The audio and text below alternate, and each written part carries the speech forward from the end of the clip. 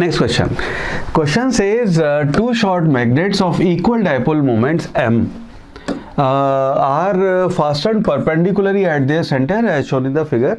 सवाल है magnitude of the magnetic field at a distance d from the centers on the bisector of the right angle. Now बहुत ही अच्छा और basic concept वाला सवाल है, थोड़ा सा लंबा हो सकता है लेकिन मुश्किल नहीं है। ठीक है, इसको ऐसे देखना कि आपकी दो मैग्नेट आपने रखी, तो एक मैग्नेट ऐसे रखी है कि उसका साउथ पोल यहाँ पे है, ये आपका साउथ पोल, ये आपका नॉर्थ पोल। दूसरी मैग्नेट ऐसे रखी है कि उसका साउथ पोल यहाँ पे और नॉर्थ पोल यहाँ पे है, ये आपकी दो मैग्नेट रखी हैं। अब इस ही प्लेन में आपको ये जो 90 डिग्री का एंगल है उससे यहाँ पे डी डिस्टेंस मैं यहाँ बना रहा हूँ जानबूझ के, डी डिस्टेंस यहाँ पे, ये आपका कोई पॉइंट है, यहाँ पे हमें बताना है कि दोनों की वजह से मैग्नेटिक फील्ड कितनी आएगी। ठीक है, तो पहले यहाँ कुछ बेसिक्स फॉर्मूले रिवाइज करते हैं, उसके बाद ही देखते हैं कि इतना बढ़िया सवाल है ये। इसको ऐसे देखना कि अगर आपने मान लीजिए ये आपका डायपोल ऐसे रखा है ना, यही सेम सिनेरियो इलेक्ट्रिक डायपोल में भी हो सकता है, ये सेम सिनेरियो मैग्नेटिक डायपोल में हो सकता है। ठीक है, तो मैग्नेटिक डायपोल की बात करते हैं। इन जनरल जब हम यह बात करेंगे लेट अस से एट एन एंगल थीटा, सो यहाँ पे आप एक किसी थीटा एंगल पे जाके ये आपका डायपोल जिसका मैग्नेटिक मोमेंट m, उसकी यहाँ पे थीटा एंगल पे जब हम यहाँ मैग्नेटिक फील्ड देखते हैं तो हम इसको देखने का तरीका ये करते हैं। जब हमने इसको क्लास में डिराइव किया था तो हमने कहा था कि या तो थीटा एंगल पे यहाँ पे लिखो -m और यहाँ पे आप लिखो +m और अच्छे से बढ़िया सी ट्रिग्नोमेट्री लगा के वहाँ पे मैग्नेटिक फील्ड दोनों की वजह से कैलकुलेट करो वगैरह वगैरह, वो लंबी चौड़ी कहानी थी। उसकी वजह हमने क्या किया, इस मैग्नेट को हमने दो पार्ट में डिवाइड किया। हमने कहा कि मान लीजिए ये आपकी एक मैग्नेट ऐसे रखी है, तो इसी m के दो कंपोनेंट ले लिए हमने, एक अलोंग ऐसे जो आपकी लाइन जॉइनिंग है थीटा एंगल पे, और एक इसके परपेंडिकुलर। तो ये वाली जो आपकी मैग्नेट हो गई उसका मैग्नेटिक मोमेंट आप ले सकते हैं m cos थीटा। अब इसके लिए ये आपका मान लो डिस्टेंस कितना d दिया हुआ ना, तो d डिस्टेंस पे इसका ये एक्सेस पॉइंट हो गया। इसकी वजह से मैग्नेटिक फील्ड यहाँ पे आपकी इस डायरेक्शन में होगी अलोंग द एक्सेस, और इसको हम लिखते हैं b axis, that will be equal to mu naught divided by 4 pi, और आप लिखोगे m divided by r cube twice cos theta. ये आपकी इसकी वैल्यू आएगी। नाउ क्योंकि ये term mu naught by 4 pi m by r cube ये बहुत बार आएगा, सो लेट अस से इतने बार लिख के टाइम बचाते, इतने बार इसको लिखने की बजाय इसको let us call a variable k। तो ये आपकी magnetic field along the axis हो गई। नाउ इसी को जब हम देखेंगे यहाँ पे लेट अस से इसी का दूसरा कंपोनेंट हमने लिया इस m का कंपोनेंट ऐसे, जो कि 90 डिग्री के एंगल पे। नाउ इसकी वजह से ये वाला आपका परपेंडिकुलर बाइसेक्टर हो गया। अभी जो परपेंडिकुलर बाइसेक्टर है उसके लिए हमने लिखा था b परपेंडिकुलर बाइसेक्टर, उसकी वैल्यू आ गई। नाउ इस टर्म को हम यहाँ पे k लिख रहे हैं, so that will be equal to k sine theta. ये आपकी इसकी वैल्यू हो जाएगी। ठीक है, mu naught by 4 pi m by r cube, उसको मैंने शॉर्ट के लिए k लिख दिया यहाँ पे, तो ये आपकी इसकी वैल्यू हो जाएगी। और इंटरेस्टिंगली इसका जो डायरेक्शन होगा मैग्नेटिक फील्ड वो आपका ये डायरेक्शन आएगा। सो अगर डायपोल आपका ऐसे है तो उसके अपोजिट डायरेक्शन में उसके परपेंडिकुलर बाइसेक्टर पे जाएं, और उसके अपोजिट डायरेक्शन में ये आपकी इसकी डायरेक्शन की वैल्यू आती है। नाउ ये जो चीज़ है इसी का फिर हमने वो फॉर्मूला लिखा था यहाँ पे, जिसको हमने कंबाइन करके लिखा था, मैग्नीट्यूड निकाला था, जिसको हमने म्यू नॉट बाय 4 पाई, इसको वापस के लिख लेते हैं, और ये आपका आ गया था √3 cos स्क्वायर थीटा +1, बिकॉज हमने क्या किया था, इसको स्क्वायर और इसको स्क्वायर कर दिया था, और स्क्वायर करके ऐड करके हमने इसको ये वाली वैल्यू लिखी थी। इसकी ज़रूरत नहीं पड़ेगी, इन दोनों पे हम यहाँ काम करेंगे। ना अब हमारा सवाल ये कि यहाँ पे दो मैग्नेट रखी हुई हैं। दो मैग्नेट कैसे रखी हैं, एक मैग्नेट ऐसे रखी है। अच्छा, मैग्नेट के बारे में हमें पता है कि उसके जब भी हम डायपोल मोमेंट की बात करते हैं हमेशा साउथ से नॉर्थ आपका मैग्नेटिक मोमेंट हम उसको डिफाइन करते हैं। तो इसको हम ऐसे डिफाइन कर रहे हैं, तो यहाँ -m और +m, या फिर यहाँ पे आपका साउथ पोल और यहाँ पे आपका नॉर्थ पोल है। तो एक मैग्नेट ऐसे रखी है, दूसरी मैग्नेट आपकी ऐसे रखी हुई है, ये आपकी दूसरी मैग्नेट है।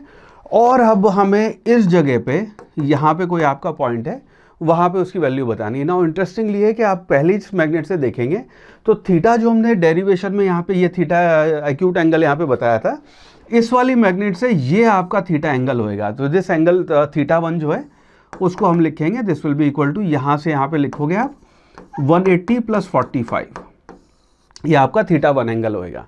सेकंड वाले केस में जब हम इसके लिए इस वाली मैग्नेट की बात कर रहे हैं, ये वाला मैग्नेट, तो उसके लिए थीटा एंगल आपका ये वाला एंगल होएगा। ठीक है, सो बिकॉज हमने इसको जब डिराइव किया था तो ये आपका डायपोल मोमेंट ऐसे जा रहा है इधर, और उससे आपने थीटा बताया था, तो मैग्नेट ऐसे घुमा ली और इस पॉइंट पे देख रहे हैं यहाँ पे, तो ये एंगल हो जाएगा। तो θ2 जो होगा आपका that will be equal to 90 + 45, ये आपकी इसकी वैल्यूज होंगी, इसको ध्यान रखना है।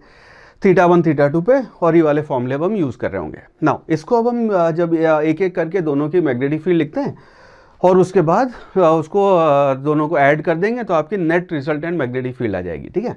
तो पहले वाले केस में अगर मैं इस वाले को लिख रहा हूँ, कलर कॉम्बिनेशन सेम ही ले लेते हैं।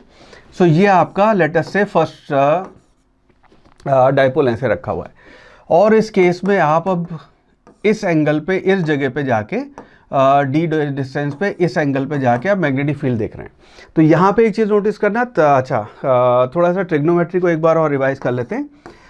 ये ट्रिग्नोमेट्री में हमने पढ़ा हुआ है कि first quadrant, second quadrant, third quadrant, fourth quadrant है। तो अगर यहाँ पे एंगल आपका 90 से छोटा है तो यहाँ पे ऑल पॉजिटिव होते हैं।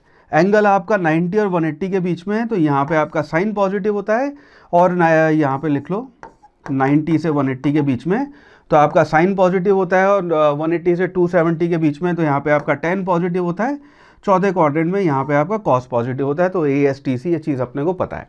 इसके बेसिस पे हम कह सकते हैं इनके कॉस और साइन की वैल्यू हमें निकालनी पड़ेगी, और वो वैल्यू यहाँ पे हम रखेंगे, ठीक है। तो इस जगह पे अगर देखोगे तो ये आपकी मैग्नेटिक फील्ड है, और यहाँ मैग्नेटिक फील्ड अगर आप एक्सेस वाली मैग्नेटिक फील्ड की बात करें तो ये आपकी फाइनल उसकी डायरेक्शन आएगी। मैग्नेटिक फील्ड यहाँ पे इस डायरेक्शन में ऐसे जा रही है, ठीक है। तो यहाँ पे इसकी लोकेशन होगी, उसकी जब हम वैल्यू लिखेंगे, कॉस इसकी वैल्यू लिख लेते हैं चलो पहले। तो हम लिखेंगे कॉस θ1 जो है, θ1 जो हमने रखा 180 + 45। सो इसकी वैल्यू, क्योंकि अब आप 180 + 45 थर्ड क्वाड्रेंट में बात कर रहे हैं, तो इसकी वैल्यू आएगी -1/√2। और साइन θ1 जो आएगा that will be equal to, क्योंकि अब हम थर्ड क्वाड्रेंट में बात कर रहे हैं तो इसकी वैल्यू आएगी -1/√2। सिमिलरली अगर हम यहाँ पे बात करें इस वाले θ2 के लिए कॉस और साइन की, तो आपके कॉस θ2 है, उसकी वैल्यू, क्योंकि अब हम बात कर रहे हैं यहाँ पे 90 + 45 यानी कि सेकंड क्वाड्रेंट में, तो कॉस की वैल्यू आएगी आपकी -1/√2, और आपका साइन θ2 है उसकी वैल्यू हो जाएगी आपकी +1/√2। ये आपकी साइन कॉस की वैल्यू है जिसकी यहाँ पे अपने को ज़रूरत पड़ेगी। नाउ इस लोकेशन पे अगर देखेंगे तो BA1 जो है आपकी इस डायरेक्शन में मैग्नेटिक फील्ड होगी। नाउ अब इस केस में अगर हम डायरेक्शन की बात करें तो एक्सेस वाली जो आपकी डायरेक्शन है वो इधर आएगी, उसकी वैल्यू अगर हम यहाँ लिख लें तो हम लिखेंगे BA1 जो है एक्सेस 1 फर्स्ट डायपोल की वजह से एक्सेस की जो वैल्यू है, यहाँ पे अब हम ये कॉस की वैल्यू इस फॉर्मूले में इंसर्ट कर देंगे, और इसको अभी हम K ही यूज़ कर रहे हैं, बाद में वैल्यू डाल देंगे, ठीक है। सो आ गया K × 2 × cos ऑफ 180 + 45, यानी कि इसकी वैल्यू आ जाएगी -1/√2। ये आपकी इसकी वैल्यू हो जाएगी, ठीक है। और इसकी डायरेक्शन इसके अलॉन्ग होएगी, तो ये आपका BA1 ये वैल्यू हो गई। अगर इसमें बात करेंगे कि आपकी परपेंडिकुलर वाली उसकी वैल्यू क्या होगी, तो उसकी वैल्यू लिखेंगे B perpendicular 1 that will be equal to, अब हम ये वाला फॉर्मूला यूज़ करेंगे, यानी कि आ जाएगा K × sin θ। sin θ की वैल्यू हो गई आपकी -1/√2, ये आपकी इसकी वैल्यू आ जाएगी, ठीक है। अब इसकी वैल्यू अगर यहाँ पे देखोगे तो ये इसकी डायरेक्शन जो होगी, तो BA1 जो है आपकी ऐसे रखा था हमने जब इसको। अच्छा इसके काम करते हैं, मैं आपको डायरेक्शन के लिए ना एक बार मैग्नेटिक फील्ड लाइन और बना देता हूँ। तो मैग्नेटिक फील्ड लाइन अगर हम ऐसे बनाएंगे, ये आपका डाइपोल है, तो मैग्नेटिक फील्ड लाइन अगर हम यहाँ पे ड्रॉ करेंगे, सो मैग्नेटिक फील्ड लाइन ये आपका साउथ पोल है, ये आपका नॉर्थ पोल है। तो मैग्नेटिक फील्ड लाइन यहाँ वाली तो इन्फाइनाइट पे ऐसे जा रही होगी, और बाकी मैग्नेटिक फील्ड लाइन ऐसे आएंगी गोल घूम के, ठीक है।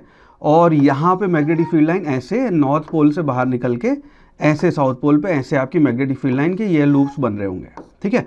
तो इस जगह पे अगर आप मैग्नेटिक फील्ड देख रहे हैं तो नेट रिजल्टेंट आपका इस डायरेक्शन में आएगा।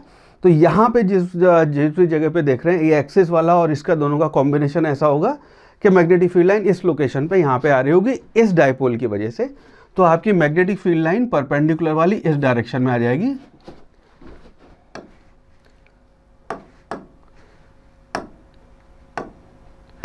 तो ये मैग्नेटिक फील्ड लाइन B इस डायरेक्शन में, B परपेंडिकुलर 1 इस डायरेक्शन में ऐसे आ जाएगा ना, और ये आपकी इसकी वैल्यू हो गई ना। अब अगर हम यहाँ पे सेकंड वो बनाएं, आपका सेकंड डाइपोल बनाएं, कलर चेंज कर लिया हमने, ब्लू कलर से बना रहे हैं, ये आपका सेकंड डाइपोल है, और इसके लिए θ1 की वैल्यू आपकी 90 + 45 है, और ये आपके sin θ cos θ की वैल्यू होगी।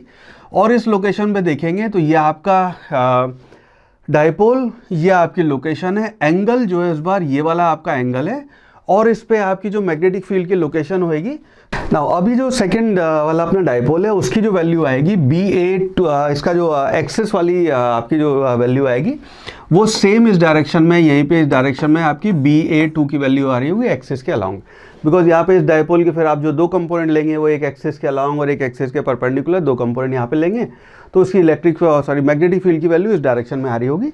तो BA2 अगर हम यहाँ ऐड कर देंगे इसको, तो BA2 उसकी वैल्यू आ जाएगी। फिर यहाँ पे हम ये वाला फॉर्मूला यूज़ करेंगे और इस बार साइन कॉस की हम ये वाली वैल्यू डाल देंगे इस पर्टिकुलर एंगल के लिए, विच इज़ आपका 90 + 45। तो उस केस में इसकी वैल्यू आ जाएगी। अगेन फिर इसको हम K यूज़ कर रहे हैं, multiplied by 2 multiplied by cos theta. ना कॉस थीटा की वैल्यू यहाँ पे -1/2 है, सो दिस विल बी -1/√2 है। सिमिलरली B परपेंडिकुलर 2 की अगर हम बात करेंगे, तो B परपेंडिकुलर 2 जो है, B परपेंडिकुलर 2 इस बार इस डायरेक्शन में आएगा, ये आपकी B परपेंडिकुलर 2 के डायरेक्शन होएगी और उसकी वैल्यू हो जाएगी K मल्टीप्लाइड बाय आपका ये वाला हो जाएगा 1/√2।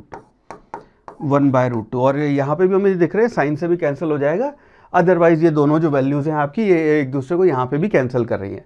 अब अगर B की नेट वैल्यू अगर हम कैलकुलेट करेंगे तो इन दोनों को हम, इन चारों को हम ऐड कर देंगे।